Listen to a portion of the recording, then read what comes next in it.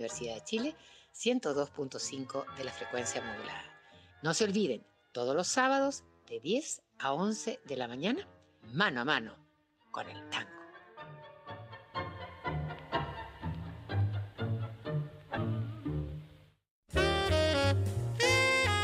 ¿La salud es fundamental para la vida? En A Tu Salud sabemos que sí.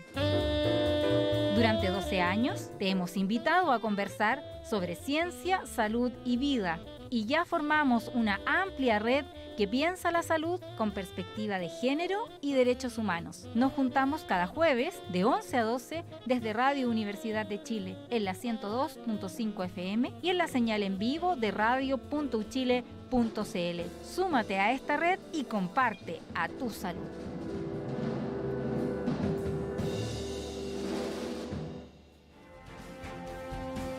El Departamento de Prensa de Radio Universidad de Chile trabaja para mantenerlo informado. Radio Análisis, una transmisión conjunta de las radios que piensan.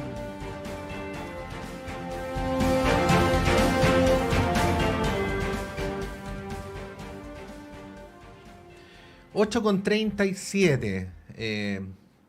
Mañana, luego de una noche donde quienes están interesados en la política y en el debate legislativo han dormido poco. Hemos dormido poco. Bueno, vamos a analizar con las energías que nos quedan lo que pasó anoche, porque también es algo que se está recién develando, ¿ah? Como hemos dicho de antemano, los debates sobre seguridad pública no son debates simples, los proyectos de ley no son textos simples, hay que ir explicándolos, hay que ir entendiéndolos y bueno, vamos a tratar de avanzar en esa dirección. Primero saludamos a la editora general de nuestro departamento de prensa, Monserrate Rolano. ¿Cómo estás, Monse? Buenos días. Hola, buen día. Muy bien. Qué bueno, vamos a saludar a Polín Cantor. ¿Cómo estás, Polín? Bienvenida, gracias por estar acá como siempre. Muy bien, muy buenos días a todos y a todos quienes nos están escuchando hoy día. Y saludar también a Polín Cantor de Horizontal, ¿no? Think Tank de Evópoli. Exactamente, Think Tank de Evópoli. Y a don José Toro, que es el secretario general del PPD. Bienvenido, José, gracias por estar acá esta mañana. Hola, un gusto, Patricio. Muy buenos días también. Sí, bueno, me imagino que no van a estar de acuerdo en muchos de los temas que vamos a plantear, pero la idea de este espacio, como siempre, es debatir respetuosamente y con argumentos de lado y lado, que todos son legítimos, por cierto. Bueno, yo quiero partir con lo que pasó anoche, hasta altas horas de la noche, de la madrugada, con este acuerdo, el debate que se da en el Senado.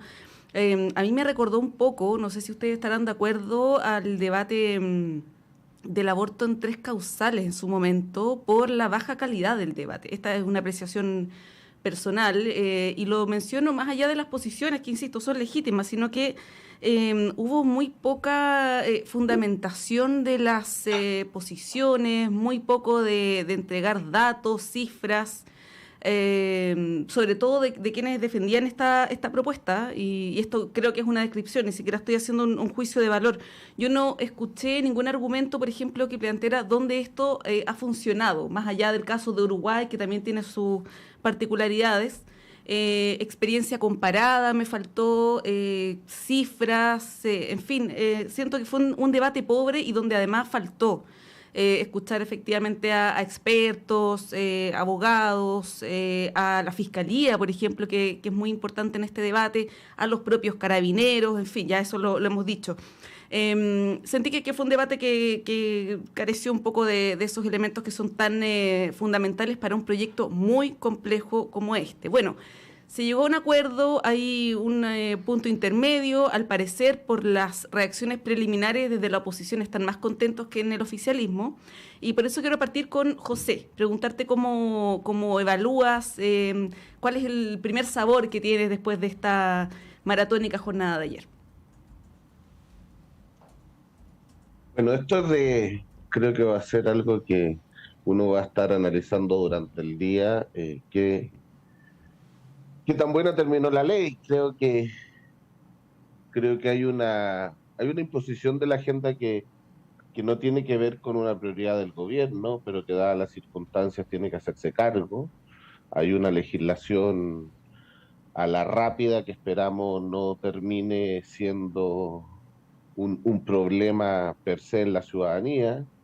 Y digo un problema per se en la ciudadanía porque yo espero que esta ley tenga, sin duda, o vaya acompañada, mejor dicho, de mucha educación a las policías y también a la ciudadanía, porque puede ser muy compleja su resultado si las policías no salen de ciertos vicios que tienen que ver con conductas de élite. Yo creo que esta ley durará bien hasta el minuto en que alguien de la élite sea preso de un disparo producto de Carabineros y hasta ahí llegó nuestra idea y nuestro afán de fortalecer Carabineros. Pero como va, lo más probable es que se vaya a aplicar preferentemente en la población más vulnerable y con menos acceso al poder y a la información, es que va a ser bien compleja. Por eso es que creo que uno en esta materia tiene que entender que no existe incompatibilidad entre fortalecer el rol de Carabinero y la institución, cómo avanzar en materia de derechos humanos. No es incompatible ambas cosas, pero cuando uno legisla a la rápida puede caer en vicios que ojalá podamos irlos perfeccionando. Yo creo que el acuerdo alcanzado fue un buen acuerdo desde el contexto en el que estábamos, desde la situación en la que estábamos, regula varias materias y espero quedarme con lo bueno del avance de la ley, que también tiene que ver con una sensación de cómo las policías y los carabineros se sienten en el pleno uso de su autoridad para poder combatir los delitos, lo que no los lleve a cometer imprudencias, a cometer excesos de uso de la fuerza. Sí, solamente... Escuchaba... José, muy cortito, que me acordaba que en la mañana estaba escuchando el despacho de un colega que estuvo en el Congreso ayer hasta tarde, y él daba cuenta de una conversación con el senador Chaguán, y el senador Chaguán decía, bueno, nosotros estamos muy contentos porque en realidad lo que se cedió fueron elementos que no estaban originalmente en el proyecto, sino que fueron parte de las indicaciones, como el tema del alto mando. Por lo tanto, lo que cedimos nosotros fue muy poco. Lo comentaba a propósito de lo que decía antes, de que finalmente parece que en la oposición están mucho más contentos. ¿Ibas a agregar algo antes de finalizar tu comentario, José? Eso. Ya. Polín. A ver, yo creo que tenemos que pensar primero en el contexto y lo que estamos viviendo como el país, como país. Yo creo que está claro que no podíamos seguir como estábamos. Yo creo que cuando uno ve el grave problema que hoy día estamos enfrentando en materia de seguridad, yo creo que esto no es algo que uno podíamos seguir navegando, digamos, todo un año sin tomar acciones. Entonces yo creo que en ese sentido este es una buena ley. Yo creo que todos se dieron, unos tal vez más que otros, pero se logró algo que había costado llegar. Yo creo que se logró, ¿cierto?, ahora cuando se establecieron, ¿cierto?, las bases del nuevo proceso constituyente, pero yo creo que por lo menos acá no fue este juego de que solo uno gana y el otro no. Yo creo que acá todos tuvieron que cambiar sus posiciones originales, donde cada grupo, ¿cierto?, tanto oposición como gobierno, parten probablemente en trincheras y tú ves que se tienen que ir acercando posiciones.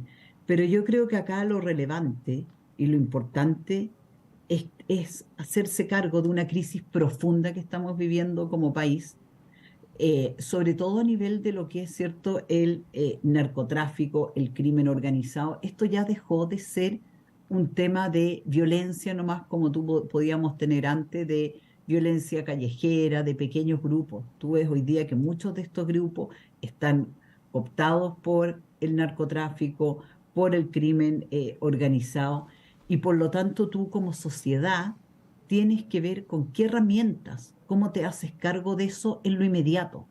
Porque todos tenemos claro que acá hay condiciones que tenemos que mejorar, que tienen que ver, ¿cierto?, con igualdad de oportunidades para todos, con mayor justicia, con mejoramiento de la educación, con temas de salud. Por lo tanto, sabemos que ese es el fondo y cómo tú tienes que ir. Acá es como hay que saber caminar y mascar chicle al mismo tiempo. Es decir, tú tienes que seguir trabajando en las reformas que requiere el país, ¿cierto?, para poder avanzar en esos temas, pero te tienes que hacer cargo de un tema que si no lo hacemos hoy día, así de acá a 5 años más podríamos llegar a estar peor a lo mejor de lo que estuvieron los colombianos en su peor época, como estuvo Perú en sus peores momentos.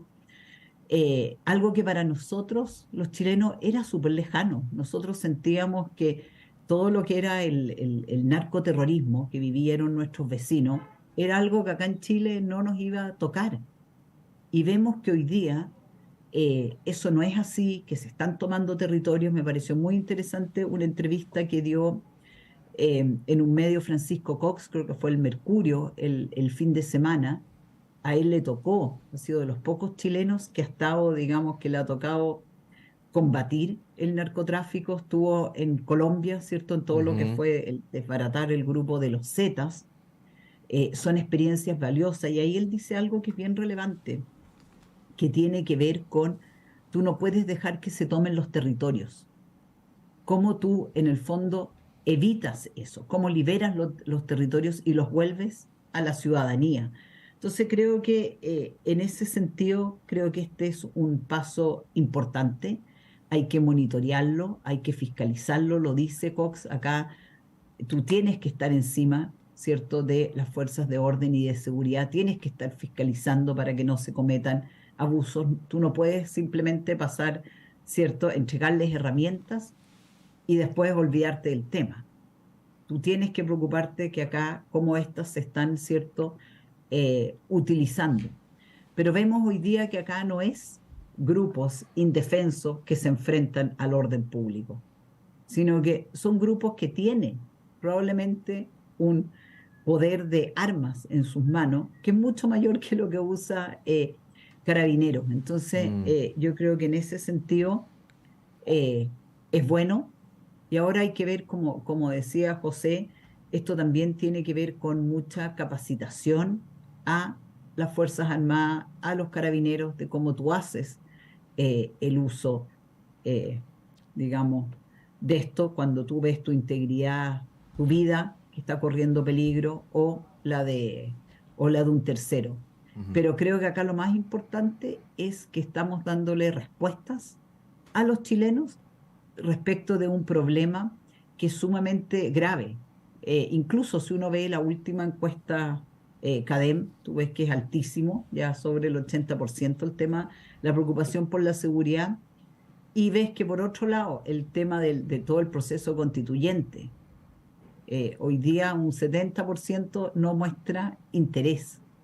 Entonces eso también te va diciendo dónde hoy día están las preocupaciones de las personas y frente a las cuales nos tenemos que hacer cargo, especialmente el gobierno, que es quien lidera el país y tiene que dar respuesta. Así que a mí me pareció bien, y el tema que comentó la Monse, y con esto cierro, respecto de que faltaron más opiniones de expertos, yo creo que tal vez faltó comunicarlas más a la opinión pública, porque yo creo que todos en nuestros, digamos, chats internos de distintos grupos llegaron muchas opiniones, muchos análisis, la importancia... Sí, pero no en el trámite. De lo que se quejaba ayer Polín, la senadora Proboste, era que había habido una negación explícita a recibir expertos donde ellos dicen que corresponde que estén, que es en la sesión de comisión, ¿no? A eso se refería la crítica, pienso. Sí, totalmente. De hecho, ayer yo creo que, bueno... Ayer el senador Insulza reiteró algo que dijo en la comisión el día martes o lunes, que él había preguntado al senador Felipe Kast, presidente de la Comisión de Seguridad, respecto de si es que iba a invitar a Carabineros, y el senador Kast le dijo, bueno, pero es que yo hablé con Carabineros y Y ahí el senador Insulza le contrapregunta y le dice, bueno, pero ¿qué fue lo que dijo Carabineros? Y según lo que dijo el senador Insulza, Felipe Kast no le habría respondido esa pregunta. Tampoco corresponde que un senador, sea cual sea, diga, yo hablé con tal persona, porque la instancia que corresponde para la tramitación de una ley y debate legislativo es la comisión respectiva. No es lo que un senador a título personal pueda sostener en sus tiempos libres, digamos. Sí. Eso no es algo que corresponda. Sí. José, una pregunta que te voy a pedir que me la contestes de la manera más directa que te resulte posible. Y ahí no quiero forzar a que contestes en un marco en el que no te sientas cómodo, pero te voy a hacer una pregunta súper directa. ¿El gobierno triunfó o fracasó en este proyecto en su estrategia legislativa? Si triunfó, debería estar contento con el resultado del proyecto así como quedó redactado esta madrugada. Si fracasó, uno podría señalar varias cosas, pero no quiero precontestar la pregunta, ¿no? ¿Tú te sientes, bueno, no, esa no es la pregunta es otra, la que te había hecho, ¿no? ¿El gobierno triunfó o fracasó con su estrategia legislativa en este proyecto? Bueno, siendo bien honesto, yo creo que un poco de ambos. Ajá. Fracasó porque no es una agenda que instalara el gobierno directamente, y el apuro legislativo no es algo que ocurra por necesidad o apuro del gobierno, sino más bien tenía que ver con los hechos delictuales que pasaron la semana pasada y que apuran la discusión de las leyes de seguridad. Pero el gobierno se hace cargo, mejora una ley que tal como venía era muy compleja, y desde ahí también es un triunfo y una victoria del gobierno tratando de acercar posiciones entre dos o tres mundos donde pareciera ser que no iba a ser posible ese acercamiento. Uh-huh. Entonces, no es una sensación de pleno exitismo y de plena felicitación, pero claro, si uno compara cómo salió desde la Cámara, cómo está en el Senado ahora y qué es lo que va a ocurrir en la tercera discusión, me imagino, legislativa, es mucho mejor el proyecto de lo que está con las condiciones que hoy día termina saliendo, y desde ahí me parece que hubo una buena gestión del gobierno y de la ministra en poder acercar estas posiciones y cambiar quizá algunas cosas que eran las más complejas. Ahora sí creo que esta va a ser una ley que efectivamente va a sufrir bastantes modificaciones en el largo del tiempo y se va a ir perfeccionando en la medida en que se empiece a utilizar. Y en la medida en que la ciudadanía también haga las denuncias correspondientes cuando vea que el uso proporcional y racional de la fuerza no sea tan efectivo, ni sea tan, o generen hechos que impacten a la población. Por eso me parece que capacitar a las policías, que informar a la población sobre esta ley, es algo que el gobierno se lo tiene que tomar bien en serio y generar harta campaña comunicacional sobre de qué se trata y cuál es el campo de aplicación. Creo que eso puede permitir también reducir las variables que esta ley nos puede ver enfrentados. Yo entiendo un poco lo que dice Paulín cuando la ausencia del Estado de ciertos territorios genera la condición de mafias, crimen organizado y bandas, ¿no? Y que por tanto pasan a ser las bandas criminales o de narcotráficos quienes son el sostén de ciertos lugares. Uh-huh. Y eso es un problema que como Estado tenemos que abordar sin duda, sin ninguna duda y con toda la fuerza del Estado, porque no puede ser que en territorio de la República no exista Estado de Derecho en alguna zona y donde opere la ley del más fuerte o de las bandas criminales. Pero eso es un desafío que yo no sé si esta ley nos sirve para eso. Sirve para entregarle más atribución a las policías, para fortalecer su trabajo o para contrarrestar un delito. Pero no sé si va a resolver directamente ese problema. Es un problema que se resuelve con inteligencia, se resuelve con coordinación de toda la institucionalidad del país. Sí, ¿puedo agregar algo ahí? Sí, Paulín, sí, alcanza. Sí, yo creo que también debería tener un efecto disuasivo, porque yo creo que lo que nos ha estado pasando acá, que la verdad es que hay mucha impunidad y es un país donde es fácil, digamos, delinquir, donde tú sabes y tienes formas en que dices, bueno, acá hay penas bajas, es bastante garantista y por lo tanto mi costo es bajo. Y yo creo que esa es una de las cosas que nos tenemos que hacer cargo y eso, por supuesto, que tiene que ver también con el Ministerio Público, con la Fiscalía. Probablemente necesitamos más fiscales, pero ese también es un tema cuando se instala la sensación, porque a veces no necesariamente tiene directa relación con lo que pueden ser las leyes, pero al final cuando tú dices, bueno, acá es fácil saltarse las barreras y burlar la ley, entonces estás dispuesto a hacerlo porque el costo alternativo de pena o de que no te persigan es muy alto. Entonces yo creo que eso es algo que acá tenemos que revertir y en ese sentido esta ley yo creo que, como dice José, no va a resolver el tema ni del crimen organizado ni del narcotráfico, pero son herramientas que van a ayudar y también yo espero que también tengan un efecto disuasivo. Sí, bueno, mencionar que este acuerdo que se suscribió tarde, en la noche de ayer, fue apoyado, fue respaldado por senadores que votaron en contra del proyecto en general. Por mencionar algunos, el senador Juan Ignacio Latorre, de RD, el senador Daniel Núñez, el senador Esteban Velázquez. Ellos apoyaron este acuerdo luego de haber votado en contra de esta iniciativa en general. Ahora, a mí me llama la atención, José, y yo sé que tenemos que ir a la pausa, pero para dejarlo planteado y lo podemos retomar a la vuelta, que desde el oficialismo pocas personas, que yo seguí toda la discusión desde pasadas las 4 de la tarde hasta ya las 11 de la noche más o menos, todos los senadores oficialistas planteaban que este proyecto o era malo, o tenía deficiencias graves, o había que mejorarlo sustantivamente. La ministra Toá dijo en su momento, y generó también una molestia ahí con el Partido Socialista, de que esto había que votarlo a favor para mejorarlo, sin adelantar lo que iba a pasar en la Comisión de Seguridad del Senado, donde tienen minoría. Por lo tanto, eso dejó una posición bien complicada a los senadores. Y bueno, yo escuchaba a los senadores, por ejemplo, el senador de tu partido, José, el senador Jaime Quintana, dijo que esto era un bodrio jurídico sin sentido, entre otros calificativos, pero acto seguido decían, vamos a aprobar este proyecto. Por lo tanto, es una cuestión como que para el sentido común de la gente, me imagino, cuesta entender una racionalidad de por qué se criticaba este proyecto, porque lo más suave que se dijo era que era un mal proyecto. Se mencionaba la opinión de los expertos, de Amnistía, de la ONU, etcétera. Pero acto seguido se decía, bueno, vamos a aprobar este proyecto.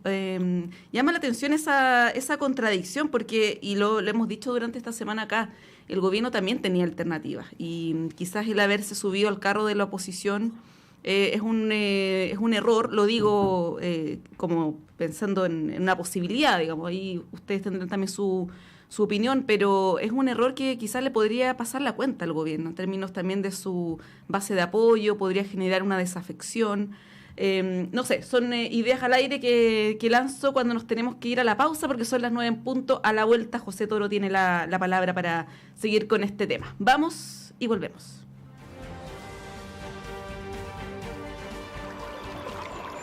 Aguas Trayén o Cascada en Mapudungún es la mejor agua purificada con tecnología de última generación. Para más información, visite su página web www.aguastrayen.com.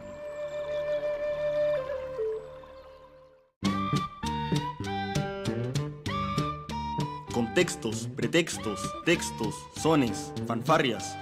Malandanza por el camino ciego del amanecer.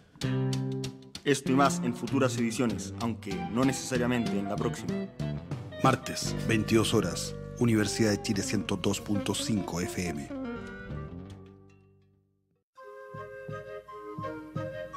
Radio Universidad de Chile 102.5 FM te invita a escuchar Savia y Raíz del Folclor Chileno, todos los sábados a las 13 horas, 1 de la tarde, junto a la folclorista Janet Salinas. Savia y Raíz del Folclor Chileno, sábado, 1 de la tarde.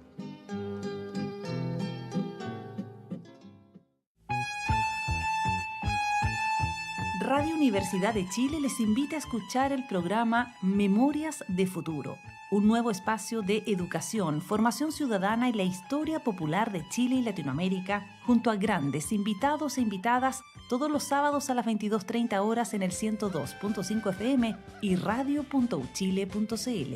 Conduce Jan Flores.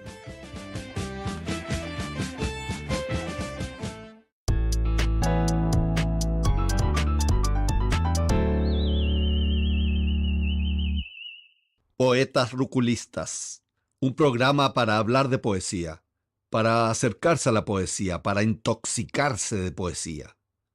Conducido por el expedicionario Javier Yaxacóndor y el poeta Francisco Jiménez Buendía. Todos los sábados a las 22 horas por Radio Universidad de Chile.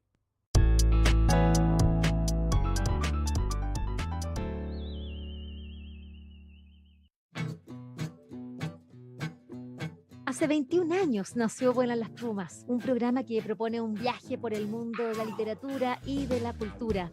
Soy Vivian Lavín y quiero agradecerles su compañía y cariñosa escucha todos estos años en Radio Universidad de Chile. La invitación es a reencontrarnos cada miércoles a las 17 horas en el 102.5 de la frecuencia modulada y cuando lo deseen pueden hacerlo a través del podcast de Vuelan las Plumas en Spotify y también en Apple y Google Podcast. Para saber más sobre nuestras entrevistas, les invito a que sigan Vuelan las Plumas en Instagram, Twitter y Facebook. Oye, Gus, ¿qué estás haciendo acá? Fran, ¿cómo que estoy haciendo acá? Apúrate que ya vamos a empezar con ¡Que siga el recreo! Así es, Gus. Todos los domingos a la 1 de la tarde nos encontramos en Radio Universidad de Chile. En ¡Que siga el recreo! ¡Nos escuchamos! Que siga el recreo, que siga el recreo y no se acabe más. Que siga el recreo. El Departamento de Prensa de Radio Universidad de Chile trabaja para mantenerlo informado. Radio Análisis, una transmisión conjunta de las radios que piensan.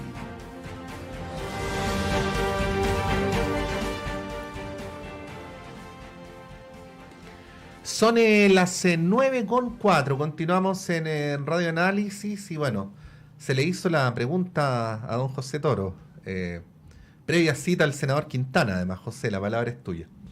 Además, entre medio. Sí.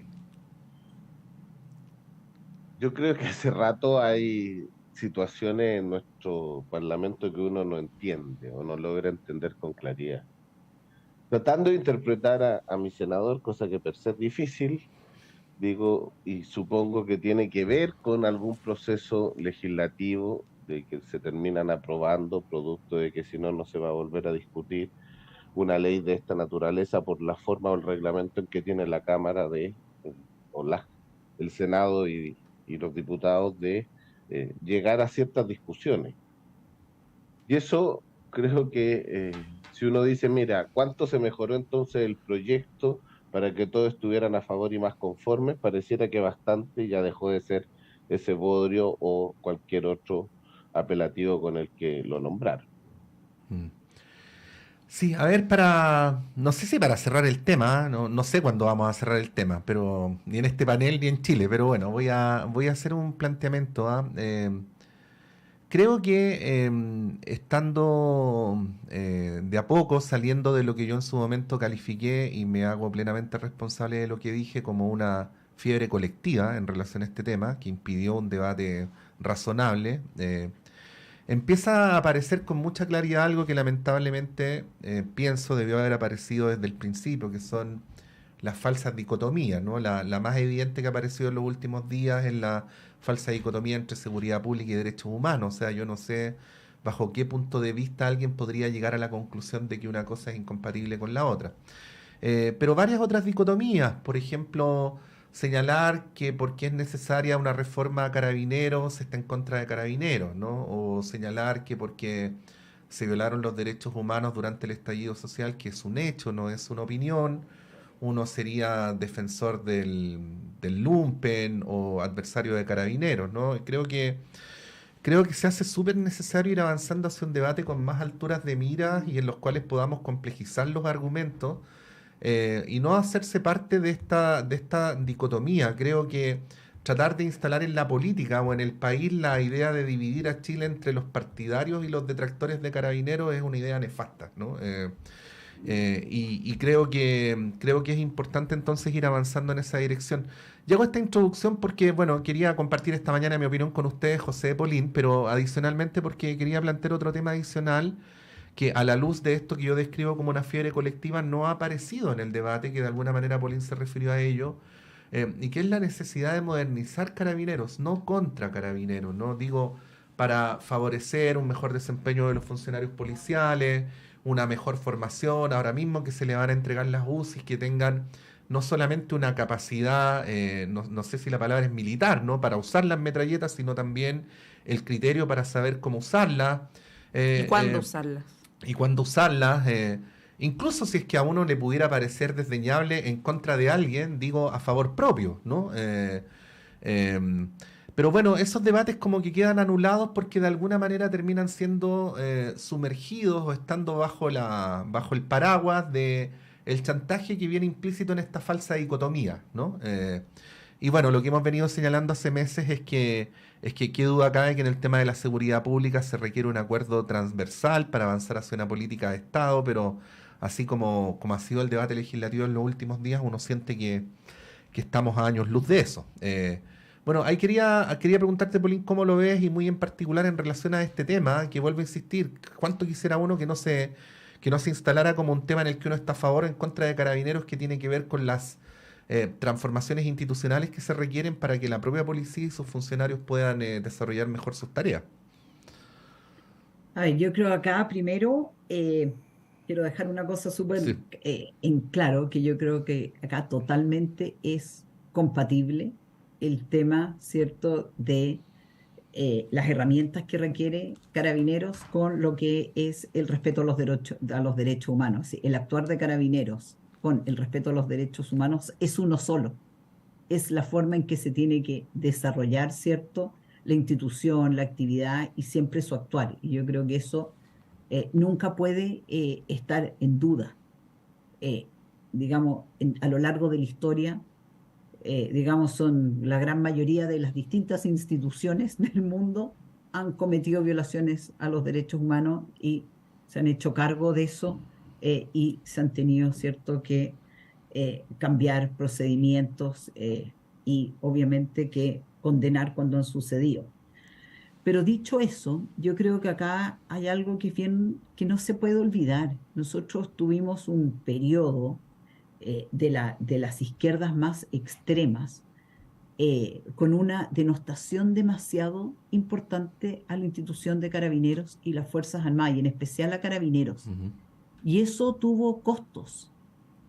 Así, hay que pensar que en el fondo acá hablaban desde refundarlos, desde eliminarlos, ¿para qué hablar de todos los nombres que se les pusieron, los rayados que se hicieron? Y eso va permeando, eso tiene un costo. Y por lo tanto las cosas no suceden porque de repente Carabineros dejó de ser valorado, sino que porque hubo un discurso que fue sistemático. Evidentemente esto también tiene que ver con el famoso, ¿cierto?, Paco Gate, que también influye, no podemos decir que no, conductas que evidentemente hay que cambiar, procesos que tú tienes que cambiar al interior de las instituciones, de las cosas que está aprobado en cualquier institución, porque las personas son humanas. Nadie puede estar en su cargo mucho tiempo, porque eso al final te lleva a malas prácticas. Y por lo tanto hay una serie de medidas, ¿cierto?, que se han ido tomando para que eso no vuelva a suceder. Y por lo tanto yo creo que acá es muy relevante que se vaya demostrando que hay una convicción real de parte de la extrema izquierda de darse cuenta de la importancia del tema de seguridad, de la importancia de apoyar a Carabineros y a las Fuerzas Armadas. Acá como que se actúa desde un prejuicio, desde una premisa de que este grupo siempre va a generar daño, en vez de darse cuenta por qué las sociedades las crean, por qué se necesitan, porque lamentablemente no podemos funcionar sin ella porque siempre hay personas que van a abusar y los ciudadanos necesitan alguien que los defienda, alguien que resguarde el orden público, que es lo más importante que tú necesitas para poder, ¿cierto?, vivir en democracia. Entonces creo que ese es un punto muy relevante en términos de mostrar que acá hay un cambio real, no solo de palabras, y no porque el día de mañana vuelven a estar en la oposición, van a volver a tener ese discurso hostil contra las fuerzas de orden y seguridad. Y lo otro, y con esto ahí cierro para darle a que José pueda hablar, es, yo creo que todos en la vida hoy día necesitamos una educación continua. Así, no existe esto que tú partiste diciendo que Carabineros se tiene que modernizar. Yo creo que esto nos pasa a todos y en todos los ámbitos. Piénsalo que ni siquiera eso va para otro programa, que hablemos de lo que va a pasar con la inteligencia artificial. Es decir, se está abriendo un campo y una forma en que los seres humanos nos vamos a relacionar que es bien abrumadora. Y por lo tanto, creo que en eso cualquier institución, y sobre todo la institución que tiene, digamos, el uso de la fuerza otorgada por mandato de la ciudadanía, requiere una educación continua y mejoramiento y capacitaciones en cómo esto se puede utilizar, porque estas también van a ir cambiando, van a ser más sofisticadas, van a ser más chicas, no sé, el cambio tecnológico es abrumador lo que estamos viviendo. Y por lo tanto, solo ahí uno va pensando miles de cosas que van a ir sucediendo. Solo pensemos los estudiantes, cómo los van a evaluar con este famoso chat GPT que les resuelve y les escribe todo en literalmente 3 minutos. Dejo eso porque eso significa que todo hoy día está en un constante cambio y es bien abrumador cómo nos vamos a hacer cargo y dónde están los bordes y los marcos que vamos a tener que poner para convivir en esta nueva sociedad en que estamos en la mitad como de una revolución de la tecnología, de la información, de las comunicaciones, de todo. Sí, pues, antes uno se escribía torpedos ahí en el brazo, en las piernas, y ahora está el chat GPT. Bueno, lo que dice Paulina es muy cierto respecto de los avances en las tecnologías, porque esto también tiene que ver con que las maneras de delinquir se van profesionalizando, y Carabineros también tiene que estar a la altura de eso. Pero respecto de la legitimidad, efectivamente, que las policías estén legitimadas en un país tiene que ver con una democracia que está sana, un país que funciona bien. Es cosa de ir a países de la región donde las policías son totalmente, gran parte corruptas, ¿no? Acá no tenemos ese problema en Chile todavía, los carabineros no son corruptibles, por lo tanto yo estoy de acuerdo con eso, pero para eso es necesario también que Carabineros dé señales de contribuir a que situaciones que ocurrieron en el pasado no vuelvan a pasar, y de aportar en esa legitimidad. Yo no sé, José, si tienes algo que decir al respecto, pero yo quiero pasar a un tema que también es político, y ahí te puedes referir quizás a hacer un pack 2 en 1, que es el rol de la ministra Toá, militante también de tu partido, que se ha señalado ya desde hace algunos días que viene quedando un poco debilitada con esta agenda de seguridad y particularmente con este proyecto.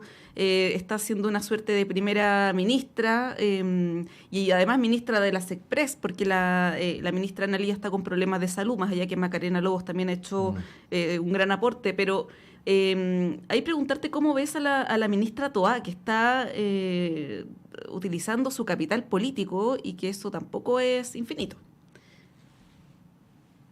Voy a salir hoy día con el día de las complicaciones para responder. No, a ver, ¿qué? Pero esto parece como un interrogatorio al PPD, este programa. Claro, sí. Es casi... Sí. No, pero quiero partir con lo de antes, con lo que decían. Se necesita modernizar Carabineros y las policías, sin duda.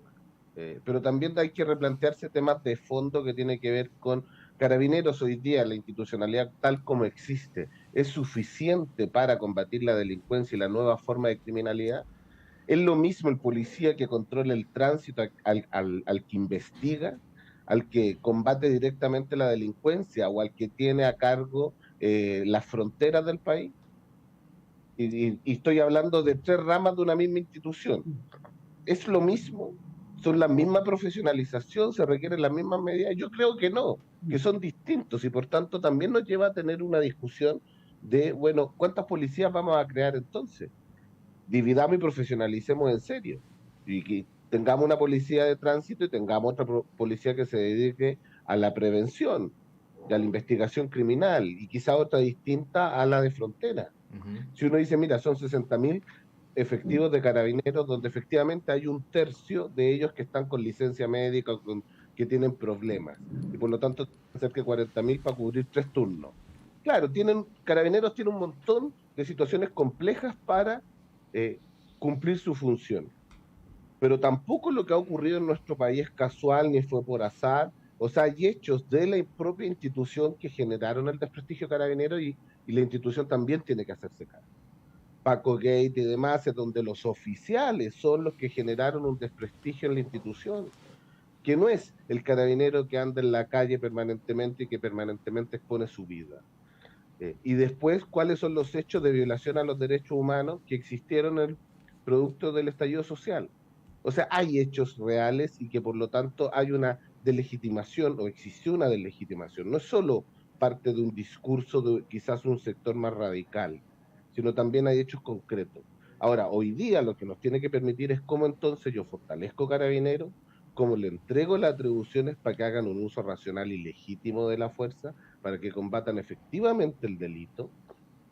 Creo que esta ley puede ayudar y espero que así sea, pero con toda esta discusión se me venía, y perdón que me alargue, un hecho cuando yo trabajé en Los Prados. 3 carabineros entraron a un colegio y tomaron detenido a 3 estudiantes primero medio, solo porque recibieron un supuesto llamado de que dentro de la sala de clase a una persona que era fuera del establecimiento educacional la habían amenazado con un arma blanca. Los 3 niños fueron detenidos y no hubo ningún uso racional de lo que había. Y pasaron una noche en la cárcel y al otro día el tribunal les dice a Carabineros, esto es una detención ilegal porque no existe ningún antecedente.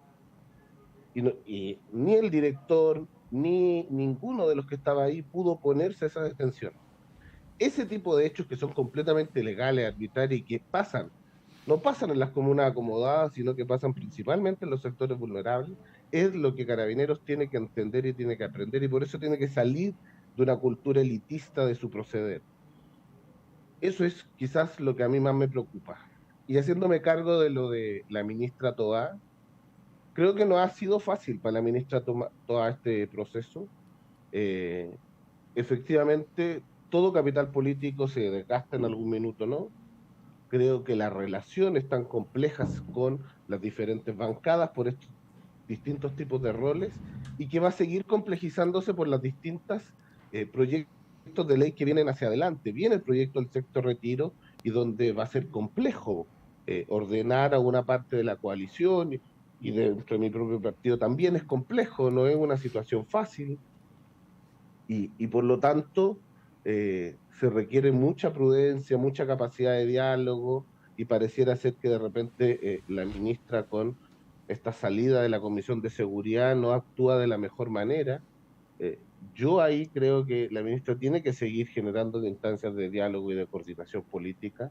Hay claramente, sobre todo en estas materias, 2 almas dentro del gobierno que quedan bien manifiestas en la votación de leyes, pero espero que siga cumpliendo su rol en las circunstancias difíciles que tiene. Sí, a ese respecto, Polín, con la ventaja que te da además mirar la situación desde afuera, quiero decir, claro, desde el frente, claro. Se ha armado un relato que creo que es en parte justo, pero que también es en parte construido respecto a que la ministra Toá sería una suerte de sostén de este gobierno, ¿no? En la línea de que la ministra Toá aparece en escena luego de la derrota del plebiscito, en la medida que se sostiene en general que el gobierno está débil. Bueno, aparece la ministra Toá como una suerte de figura muy fuerte, ¿no? O sea, no nos hace retrotraernos a la época en la cual los ministros del Interior eran figuras súper fuertes, ¿no? Que no siempre ocurrió en los últimos años. Y ella misma ha asumido una suerte también de posición de ir personalmente o sea, así como si uno lo dijera en términos bélicos, ¿no? No es una generala que mueve a sus tropas desde el cerro, sino que va al frente del batallón, ¿no?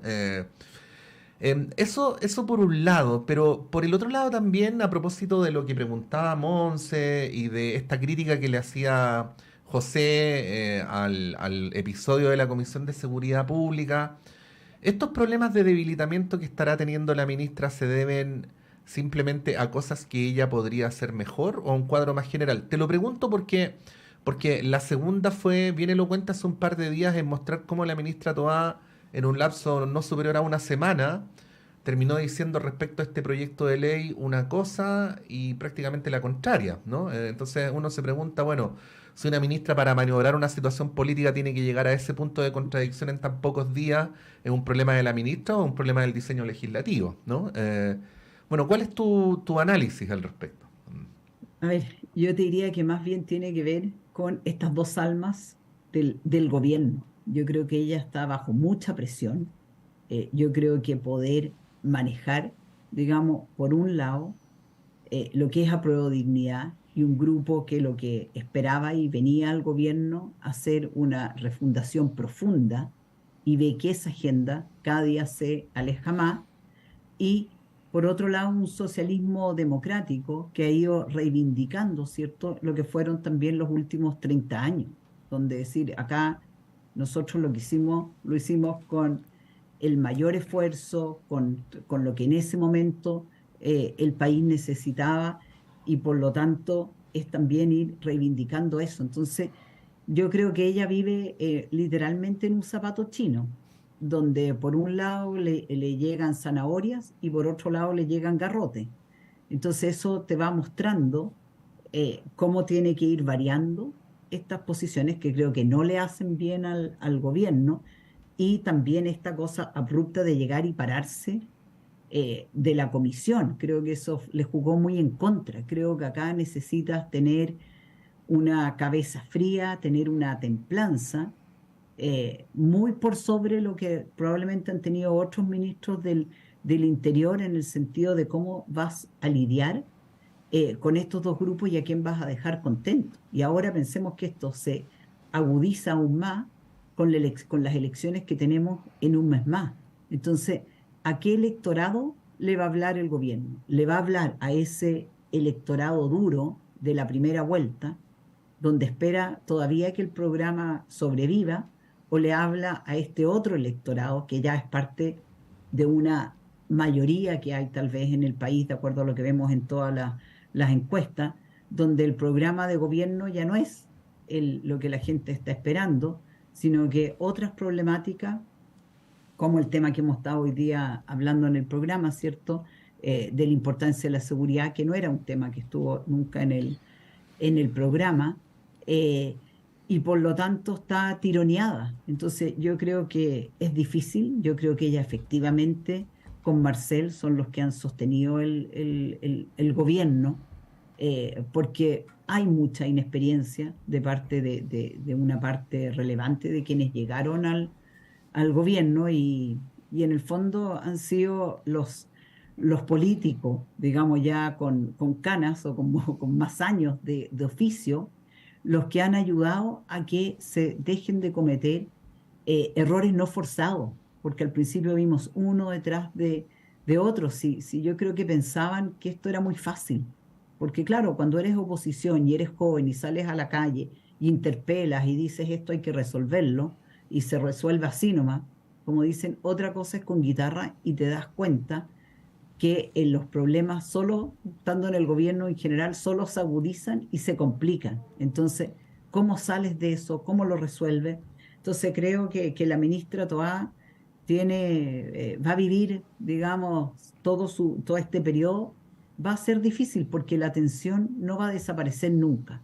El tema es cómo aprendes a navegar en esta tensión. Y con esto voy a cerrar mi reflexión, creo que un punto importante y tiene que ver con el proceso constitucional que estamos viviendo es nuevamente este 5% que se le va a exigir a los partidos para poder tener representación.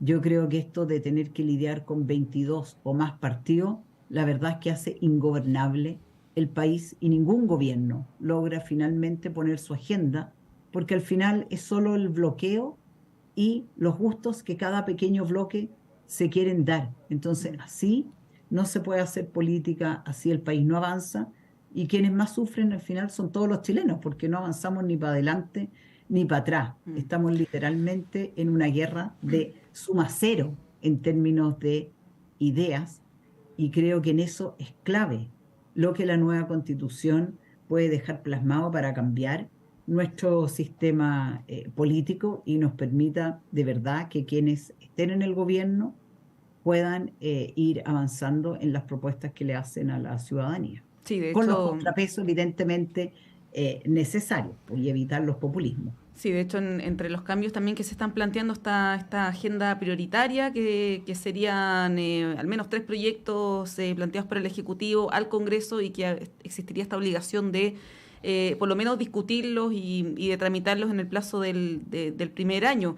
Con el umbral del 5%, ojo que el PPD quedaría out, así que me imagino que eso también va a generar algunas modificaciones en caso que esto se apruebe. Sí. 39 sacamos la última elección, estamos a 1.1. Ahora, a mí me parece que es maravillosa esa norma. Creo que apunta en el sentido de fortalecer la democracia, fortalecer los partidos y tener partidos más grandes y que permitan generar gobernabilidad. Y por lo tanto va a ser un desafío desde los partidos conquistar este 1% del umbral superior que te falta de seguir representando a la ciudadanía. O aglutinarse con otros partidos con los cuales haya similitud doctrinaria, ¿no? Que eso también es una... Así es. Es una alternativa. Claro, por ejemplo, esa vieja idea de que el Frente Amplio sea un solo partido, ¿no? Yo me imagino que por las biografías que han tenido los militantes del Frente Amplio no les va a gustar lo que voy a decir a continuación, pero visto desde afuera probablemente hay muchas más similitudes entre comunes, convergencia social y revolución democrática que discrepancias. Luego cada uno buscará las razones por las cuales se diferencia, pero bueno, en un contexto donde lo que se promueve es tener una mayor cohesión, también es interesante tener partidos que tengan corrientes de opinión, ¿no? Demócratas y Evópoli, que ahora están en la bancada en el caso del Senado, también podría ser una alternativa. Eso tendrá que decirlo Polín más que nosotros. Si el acuerdo con Demócratas Polín es un acuerdo administrativo o es el inicio de una relación más estable. Bueno, esas son las cosas que uno nunca sabe en política cómo van evolucionando, pero yo creo que en la medida en que se puedan ir generando más alianza, menos fracción, nos va a ayudar a hacer mejor política. Bueno, estamos llegando al final del panel. Por supuesto, vamos a continuar inmediatamente con las conversaciones. Agradecer como siempre a don José Toro. José, muchas gracias, que estén muy bien. Gracias, Patricio, gracias, Montserrat, un muy gran gusto, Polín. Y lamentamos tantas preguntas sobre el PPD, pero bueno, así estaban las cosas hoy día. Sí, parte de la vida. Es parte de la vida. Polín Cantor, muchas gracias, que estén muy bien. Muchas gracias a usted, a Monse, a Patricio y a José. Ha sido un gusto y muy entretenido el programa. Bueno, vamos a ir un breve alto y a la vuelta, como cada día, está Claudio Medrano con ustedes.